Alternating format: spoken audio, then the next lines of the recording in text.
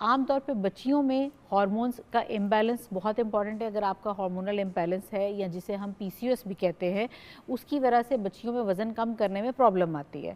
اس کے علاوہ اگر آپ کو وائٹامن ڈی, اچھا ایشینز میں سب سے زیادہ, اور آپ بندوں میں دیکھیں گی تو وائٹامن ڈی کے لیول سب سے کم ہوں گے.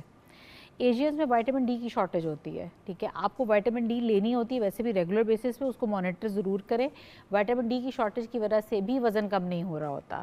اس کے علاوہ اگر آپ کو انسولین ریزسٹنس ہے, ٹھیک ہے, اور اس کے علاوہ آپ کی جینیٹکس, اگر آپ کے جینیٹکس انوالو ہیں تو بھی ایک میجر ایشو یہی آتا ہے کہ آپ کا وزن کم نہیں ہوتا. اور سب سے بڑی وجہ یہ کہ اگر آپ منہ نہیں روک رہے, ٹھیک ہے, وہ ایک اس سے بڑی کوئی وجہ ہی نہیں ہے کہ آپ نے سارا کچھ, اب آپ نے. اچھا ایک اور چیز یہ کہ ہمارے ہاں اکثر آپ خواتین سے بات کریں یا کسی سے بات کریں تو کہیں گے جی ہم کچھ نہیں کھاتے, ہم کھانا نہیں کھاتے.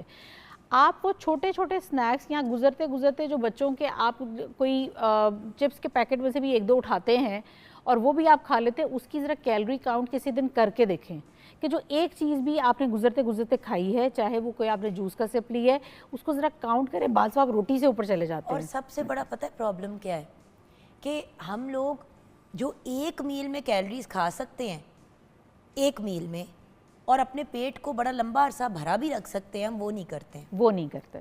جو بندہ کہتا ہے کہ جی ہم کچھ نہیں کھاتے, ہمیں تو ہوا بھی لگ جاتی ہے, میں یہ ماننے کے لیے نہیں تیار, انلیس آپ ایکچولی سٹارویشن ڈائٹ پہ ہوتے ہیں, یعنی کہ اپنے آپ کو کانسٹنٹلی بھوکا رکھتے ہیں, جس کی وجہ سے آپ کا میٹابولزم سلو ہو جاتا ہے اور پھر آپ کو مسائل ہوتے ہیں.